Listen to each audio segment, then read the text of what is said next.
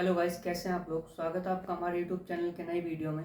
तो गाइस जी, इस वीडियो में हम बात करने वाले हैं, ये एक बुक है रिच डैड पुअर डैड और रॉबर्ट कियोसाकी इसके राइटर हैं। इस बुक के बारे में बाकी आप थंबनेल देख के समझ ही गए होंगे कि हम किस टॉपिक के बारे में आज बात करने वाले हैं। अभी मैं रिसेंटली ट्रैवल कर रहा था गाइस दिल्ली से मुंबई के लिए, तब मैंने ये बुक पढ़ी थी।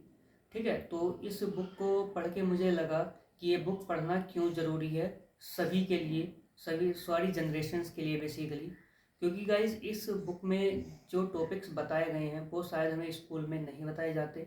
और सबसे अच्छी बात जो मुझे इस बुक के बारे में लगी वो ये है कि ये बुक सिखाती है मनी मैनेजमेंट के बारे में। गाइज आपने काफ़ी सारी चीज़ें सुनी होंगी कि काफ़ी बंदों की लॉटरी वगैरह भी लग जाती है और फिर उनके पास पैसा आ जाता है, लेकिन कुछ टाइम के बाद में वो उसी पोजीशन में आ जाते हैं जैसे पहले थे।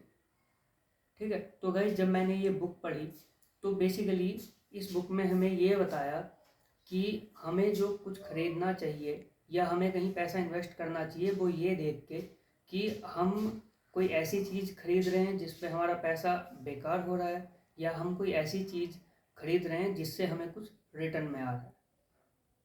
तो फॉर एग्ज़ाम्पल जैसे मैं आपको बता दूं कि बहुत बंदे क्या होते हैं कि कार खरीद लेते हैं, ठीक है, फिर ईएमआई का लोड उनके ऊपर आ जाता है।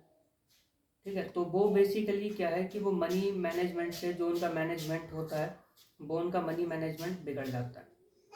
ठीक है, तो मनी मैनेज इसमें ये सिखाया गया है कि आपको अपनी जिम्मेदारियां नहीं बढ़ानी है, आपको अपनी संपत्ति बढ़ानी है।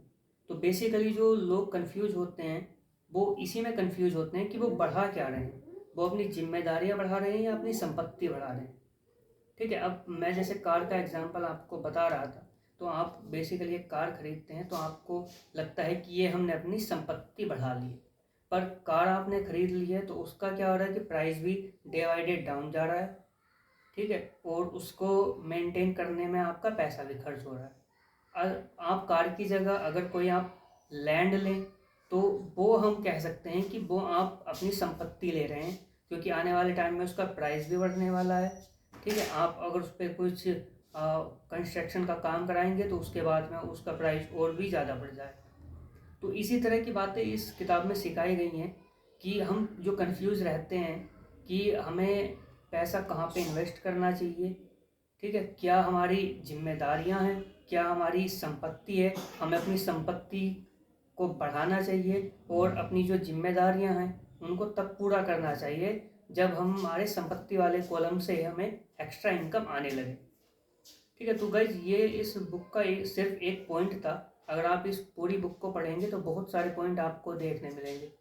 ठीक है, अगर आप फॉर एग्जांपल अगर आप एक स्टूडेंट भी हैं तो आप इस बुक के कुछ ही पार्ट अगर पढ़ते हैं, कुछ ही अध्याय स्टार्टिंग के पढ़ते हैं तो आपको काफ़ी हेल्पफुल रहेगा। और अगर आप एक बिजनेसमैन हैं तो आप इस पूरी बुक को पढ़ेंगे तो वो आपके लिए काफ़ी हेल्पफुल रहेगी।